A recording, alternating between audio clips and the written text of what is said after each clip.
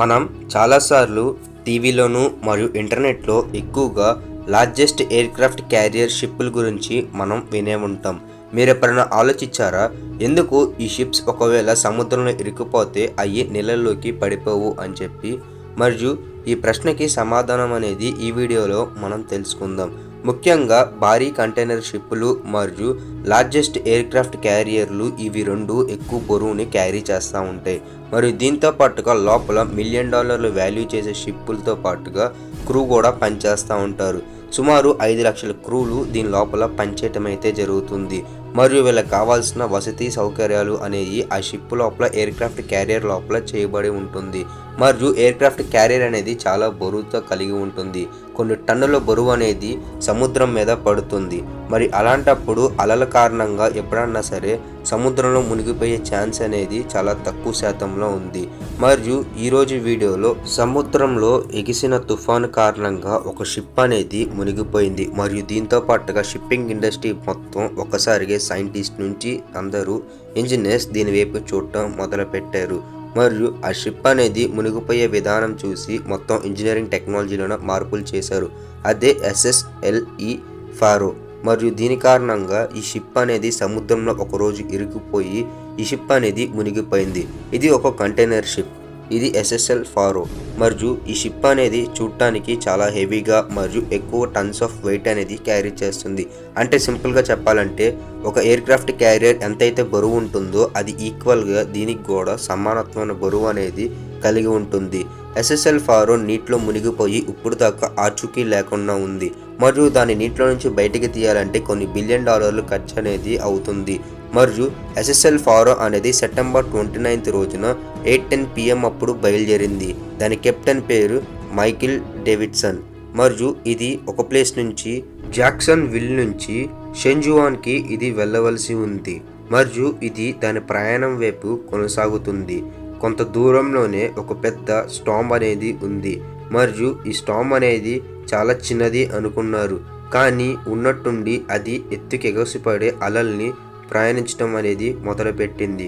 మరియు గంటకి 80 కిలోమీటర్ల వేగంతో అలలనేవి ఎగురుతూ పడుతున్నాయి. కొన్ని గంటల్లోనే ఆ కార్గో షిప్ అనేది ఆ తుఫాన్లో ఇరుక్కుపోవటం అయితే జరిగింది. మరియు రాడార్ సమయంతో ఎక్కువగా కమ్యూనికేషన్ అనేది చేయటం మొదలుపెట్టాడు షిప్ కెప్టెన్. కానీ అది ఆ సముద్రంలో నుంచి బయటికి రావటం అనేది చాలా కష్టతరంగా అయ్యింది. ఒక పక్క భారీ బరువుతో ఆ కంటైనర్ షిప్ వెళ్తుంటే ఇంకొక పక్క ఎక్కువ నీళ్ళు అనేవి షిప్ లోపలికి వచ్చేస్తున్నాయి. మరియు సిబ్బంది వాళ్ళు ఎంతో కష్టపడి ఆ నీటిని బయటికి తోడటం మొదలుపెట్టారు. కానీ వాళ్ళకి సమయం కలిసి రాలేదు. ఆ షిప్ అనేది 45 డిగ్రీల యాంగిల్తో సముద్రంలోకి మునిగిపోవటం మొదలుపెట్టింది. దీంతో అది పూర్తిగా మునిగిపోయింది. మరియు రాడార్ వ్యవస్థలో నుంచి అది కనుమరుగైపోయింది. మరియు కమ్యూనికేషన్ అనేది దాని ద్వారంగా కట్ అవటం అయితే జరిగింది. చాలా మంది ఏమనుకున్నారంటే ఒకవేళ ఆ షిప్ అనేది ఎవరన్నా హైజాక్ చేసి ఉంటారు అనుకున్నారు. మరియు అక్టోబర్ 5వ తారీఖు రెస్క్యూ ఆపరేషన్లు అనేవి ఇంకా అక్కడితో ఆపేశారు. మరియు అక్కడ వాళ్ళకి మునిగిపోయిన షిప్పు మరియు దీంతో పాటుగా లైఫ్ బోట్ అనేది వాళ్ళకి దొరికింది. మరియు అప్పటి నుంచే రెస్క్యూ ఆపరేషన్లు అనేవి అక్కడితో ఆపేశారు. మరియు అప్పటి నుంచే టెక్నాలజీ మీద ఎక్కువ దృష్టి పెడతాం మొదలుపెట్టారు. ముఖ్యంగా షిప్పింగ్ ఇండస్ట్రీలో టెక్నాలజీ మీద ఎక్కువగా ఇంట్రెస్ట్ పెడతాం మరియు ఎక్కువగా షిప్ ఒక టెక్నాలజీ మీద ఇన్వెస్టిగేషన్ చేయడం అయితే మొదలైంది. మరియు ఇప్పుడు మన ప్రశ్న ఏంటంటే, ఇంత పెద్ద షిప్ మునిగిపోయినప్పుడు ఎయిర్క్రాఫ్ట్ క్యారియర్ తీసుకెళ్లే షిప్పులు కూడా ఈజీగా మునిగిపోవాలి అనుకుంటాం కదా. కానీ నిజానికి ఎయిర్క్రాఫ్ట్ క్యారియర్ షిప్పులని మునిగిపోవటం అనేది ఇప్పుడు దాకా మనకి ఎప్పుడూ జరగలేదు. మరియు అది చాలా అరుదుగానే జరుగుతుంది. ఎందుకంటే వార్షిప్పులు డిజైన్ చేసే ముందే తగిన జాగ్రత్తలు అనేవి చాలా ఎక్కువగా తీసుకోవటం అయితే జరుగుతుంది. ముఖ్యంగా షిప్ అనేది నీటి మీద ఎలా తేలియాడుతుందంటే దీనికంటూ ఒక ప్రిన్సిపల్ అయితే ఉంది. మరియు ఆ షిప్పుల ద్వారంగానే ఈ ప్రిన్సిపల్ అనేది వర్క్ అవటం అయితే జరుగుతుంది.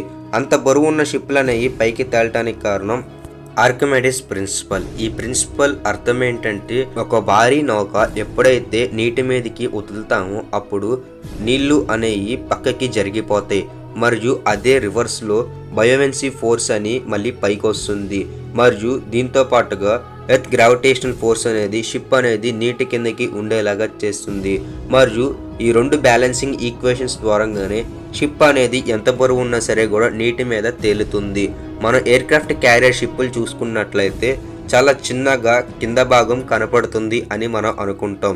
నిజానికి పై భాగం అనేది చాలా పెద్దగా ఉంటుంది, దాని కింద భాగం కూడా అంతే పెద్దగా ఉంటుంది. కాకపోతే అది మనకి కనపడదు నీటిలో ఉండటం వల్ల. సముద్రపు అలలు ఎప్పుడైతే పైకి నడతాయో అది ఈక్వల్ ఫోర్స్తో నడతాయి, మరియు దీని కారణంగా ఏ డైరెక్షన్లో కూడా షిప్ అనేది ఒరిగిపోవటం అయితే జరగదు. కాబట్టి షిప్ అనేది పడిపోవటం అనేది అసాధ్యం. కాబట్టి కంటైనర్ షిప్లు అనేవి చాలా జాగ్రత్తగా మరియు హై టెక్నాలజీ కారణంగా అవి స్థిరత్వంగా వెళ్తాయి. మరియు ఎయిర్క్రాఫ్ట్ క్యారియర్లో ఇంకా హై టెక్నాలజీ అనేది యూజ్ చేయటం అయితే జరుగుతుంది. ఇంకో అడ్వాన్స్ టెక్నాలజీ అనేది యూజ్ చేస్తారు, అదే బల్బస్ బో. ఈ బల్బస్ బో అనేది కింద ఒక బల్బు లాగా ఉంటుంది, మరియు దీని కారణంగా షిప్ మీదకి వచ్చే అలలు అనేవి చాలా ఈజీగా ఎక్కువగా ఇంపాక్ట్ ఉండకుండా తక్కువ ఇంపాక్ట్ ఉండేలాగా షిప్ అనేది చాలా వేగంగా ముందుకెళ్లే విధంగా దీన్ని ఎదురు ఫిట్ చేయటం అయితే జరుగుతుంది. మరియు అలల ఒక తీవ్రత అనేది దీని కారణంగా తగ్గిపోతుంది. కాబట్టి షిప్ ఈజీగా ముందుకు వెళ్తుంది. జపాన్ దేశం వల్ల వార్ నేవీ షిప్స్కి ఇది ముందు పెడతాం అయితే జరిగింది. ఎమాటో అనే ఒక నేవీ షిప్కి ఇది పెడతాం అయితే జరిగింది. మరియు అప్పటి నుంచి వార్ షిప్కి కూడా ఈ టెక్నాలజీ అనేది యూజ్ చేయటం మొదలు పెట్టారు. మరియు మనం ఇందాకలా మాట్లాడుకునే కంటైనర్ షిప్ ఎప్పుడైతే మునిగిపోయిందో అప్పటి నుంచి ఇలాంటి జాగ్రత్తలు అనేది తీసుకున్నారు. ఒకవేళ ఈ టెక్నాలజీ కనుక ఆ షిప్లో ఉంటే ఆ షిప్ అనేది మునిగిపోదు. మరియు ఇంకొక టెక్నాలజీ ఉంది, అదే బ్యాలెన్స్ ట్యాంక్. ఒకప్పుడు షిప్లు అనేవి బ్యాలెన్స్ ట్యాంక్ లేకుండానే వర్క్ చేసేవి, మరియు దీని కారణంగా షిప్ ఇండస్ట్రీ అనేది కొంచెం డేంజర్లో ఉండేది. రాను రాను అప్డేట్లో ఈ బ్యాలెన్స్ ట్యాంక్ కూడా పెడతామైతే జరిగింది. పూర్వం షిప్పులు అనేవి ఒక ప్లేస్ నుంచి ఇంకొక ప్లేస్కి లాక్ అండ్ డీలాక్ అయినప్పుడు అక్కడ ఏం చేస్తారంటే షిప్ అనేది ఈక్వల్ వెయిట్తో మరియు ఎటుపక్కకి ఒరిగిపోకుండా వెళ్ళటానికి వీళ్ళు వెయిట్స్ అనే యాడ్ చేసేవాళ్ళు. మరియు ఈ వెయిట్స్ అనేవి షిఫ్ట్ చేయటం అనేది కొంచెం కష్టంగా మారింది. మరియు అప్పుడే ఈ బ్యాలెన్స్ ట్యాంక్ అనేది యూజ్ చేయటం మొదలుపెట్టారు. ఎప్పుడైతే షిప్ అనేది ఖాళీగా వెళ్తుందో అప్పుడు ఎక్కువగా సముద్రపు నీరు అనేది ఎక్కువగా బ్యాలెన్స్ ట్యాంక్లోకి ఎక్కువగా మోటార్ల సాయంతో తీసుకుంటారు. ఎప్పుడైతే షిప్ అనేది తక్కువ వెయిట్తో ఉన్నప్పుడు ఇది జరుగుతుంది. షిప్ ఎప్పుడైతే ఎక్కువ వెయిట్ అనేది ఉంటుందో అప్పుడు ఈ బ్యాలెన్స్ ట్యాంక్ అనేది తక్కువగా వాటర్ అనేది స్టోర్ చేసుకుంటుంది. ఇలాగా షిప్ అనేది వెయిట్ ఉండటం వల్ల ఇది ఎటు కదలదు. మరియు మనం మాట్లాడుకున్న షిప్ ఎప్పుడైతే ఈ టెక్నాలజీస్ అన్ని లేని కారణంగా అది మునిగిపోవటం అయితే జరిగింది. ఇప్పుడు దాకా షిప్పింగ్ ఇండస్ట్రీలో చాలా స్టార్మ్స్ ఎదురైనా సరే కూడా ఈ టెక్నాలజీ ద్వారంగా ఆ స్టార్మ్స్ అన్ని ఎదుర్కోవటం అయితే జరిగింది. మరియు ఏ ఒక్క షిప్ అనేది నీళ్ళలో మునిగిపోవటం అయితే జరగలేదు. కాబట్టి ఇప్పుడున్న టెక్నాలజీ ప్రకారంగా ఎలాంటి షిప్స్ కూడా మునిగిపోకుండా జాగ్రత్తలు తీసుకుంటారు. షిప్ ఎక్కువగా అండర్ గ్రౌండ్లో ఉండాలి, మరియు లోపల పనిచేసే ప్రొపెల్లర్ మరియు రెండర్ అనేది ఎప్పుడు నీటిలోనే ఉండటం కారణంగా షిప్ అనేది చాలా తేలిగ్గా ముందుకెళ్తుంది.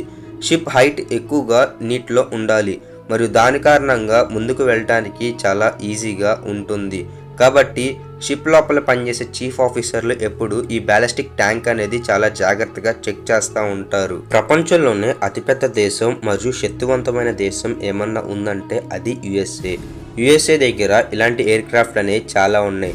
అయితే ఎయిర్ క్రాఫ్ట్ తయారు చేయడానికి కొన్ని కంపెనీస్కి కాంట్రాక్ట్ అయితే ఇవ్వటం జరుగుతుంది. యుఎస్ఎస్ జెరాల్డ్ అనే ఈ షిప్ కూడా $5.1 బిలియన్ కాంట్రాక్ట్ అనేది సిగ్నేచర్ చేయటం అయితే జరిగింది. కాబట్టి ఈ షిప్ తయారు చేయడానికి ఇంత ఖరీదు అనేది అవుతుంది. మరియు ఈ షిప్ లోపల అడ్వాన్స్ టెక్నాలజీ అనేది యూజ్ చేశారు. ముఖ్యంగా లోపల కావాల్సిన డిఫెన్స్ ఎక్విప్మెంట్ మరియు దీంతో పాటుగా క్రూకు కావాల్సిన అన్ని రకాలమైన వసతులు ఉండేలాగా ఈ షిప్ అనేది డిజైన్ చేయటం అయితే జరిగింది.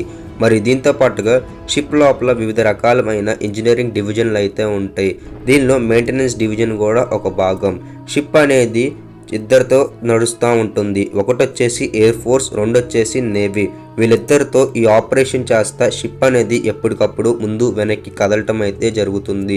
షిప్ అనేది ముందు కదలటానికి ప్రొపెల్లర్స్ అనేవి ముఖ్యంగా హెల్ప్ చేయటం అయితే జరుగుతుంది. ముఖ్యంగా హై రేంజ్ ప్రొపెల్లర్ అనేది యూజ్ చేయటం అయితే జరుగుతుంది. మరియు ఇంత పెద్ద షిప్ని ముందుకు తోయాలంటే నీటిని వెనక్కి తోసే అంత సామర్థ్యం ఉన్న ప్రొపెల్లర్ అయితే కావాల్సి ఉంటుంది. కాబట్టి ప్రొపెల్లర్ అనేది చాలా ఇంపార్టెంట్ రోల్ అనేది ఇక్కడ ఎక్కువగా ప్లే చేస్తూ ఉంటుంది. మరియు ఈ షిప్ మెయింటెనెన్స్ చూసుకోవడానికి కూడా వివిధ రకాలమైన ఆఫీసర్లు ఉంటారు. మరియు అడ్వాన్స్ రేడార్ సిస్టమ్స్ అనేవి దీని లోపల కలిగి ఉన్నాయి. కాబట్టి ఒకసారి షిప్ అనేది కదిలినప్పుడు ఒక ఫ్లైట్ అనేది నీటిలోకి పడిపోయింది. ఎందుకంటే షిప్ అనేది ఎప్పుడైతే కదులుతుందో అప్పుడే ఒక భారీ అల అనేది మీదకు వచ్చింది. కాబట్టి ఒక ఫ్లైట్ అనేది నీటిలోకి మునిగిపోవటం అయితే జరిగింది. అప్పటి నుంచే అడ్వాన్స్ టెక్నాలజీలో యాంకర్లు కూడా యూజ్ చేయటం మొదలుపెట్టారు. మరి ఎంత గాలి వచ్చినా సరే కూడా షిప్ పై ఉండే ఎయిర్ క్రాఫ్ట్ క్యారియర్లు ఏం కాకుండా ఉండేలాగా ముందు జాగ్రత్తల కోసం యాంకర్లు అనేవి పెడతాం జరిగింది. మరియు కరెక్టివ్ మెయింటెనెన్స్ అనేది 24/7 అనేది చేయటం జరిగింది. ఎందుకంటే ఒక చిన్న తప్పు చాలు భారీ మూల్యం అనేది చెల్లించుకోవటానికి. కాబట్టి చాలా జాగ్రత్తలు అనేవి షిప్పింగ్ ఇండస్ట్రీలో తీసుకోవటం అయితే జరిగింది. ముఖ్యంగా నేవీ షిప్స్లో చాలా ఎక్కువగా జాగ్రత్తలు అనేది తీసుకుంది. నేవీ షిప్ ఎప్పుడు సింగిల్గానే వెళ్ళదు, దాంతోపాటుగా సబ్మెరైన్ కూడా కలిపే వెళ్తుంది. కాబట్టి షిప్కి ఎమర్జెన్సీలో ఏమైనా ప్రాబ్లం వస్తే ఎమ్మటనే హెల్ప్ చేయడానికి ఇంకొక షిప్ అనేది దరిదాపుల్లోనే ఉంటుంది. కాబట్టి షిప్పింగ్ ఇండస్ట్రీలో ఇలాంటి ప్రాబ్లమ్స్ అనేవి ఎక్కువగా రాకుండా చూసుకుంటారు. మరియు మెయింటెనెన్స్ అనేది షిప్పింగ్ ఇండస్ట్రీలో చాలా పెద్దది. కాబట్టి షిప్పింగ్ ఇండస్ట్రీలో మెయింటెనెన్స్ అనేది ఎప్పటికప్పుడు అప్గ్రేడ్ చేస్తూ ఉంటారు. మరియు టెక్నాలజీ అనేది కొత్త యాక్సిడెంట్స్ ద్వారంగా అప్డేట్ అనేది ఎప్పటికప్పుడు చేస్తూనే ఉంటారు. ఇది ఫ్రెండ్స్ ఇవాల్టి వీడియో. ఈరోజు వీడియోలో మీకు ఎంతో కొంత ఇన్ఫర్మేషన్ అనేది తెలిసింది అనుకుంటున్నాను. ఈ వీడియో కనుక మీకు నచ్చినట్లయితే లైక్ చేయండి, మరియు మీ ఫ్రెండ్స్ అండ్ ఫ్యామిలీ మెంబర్స్కి షేర్ చేయండి. ఈ వీడియో కనుక మీకు నచ్చినట్లయితే లైక్ చేయండి, మరియు ఛానల్ సబ్స్క్రైబ్ చేసుకొని పక్కనున్న బెల్ ఐకాన్ని యాక్టివేట్ చేయండి. దీని కారణంగా మేము ఎప్పుడైతే వీడియోస్ అనేవి పెడతామో మీకు ఈజీగా అప్డేట్ అనేది వస్తుంది. చివరిదాకా చూసిన మీ అందరికీ చాలా థ్యాంక్స్. ఇలాంటి వీడియోస్ ఎన్నో ఉన్నాయి, ఒకసారి మా ఛానల్లో చూడండి.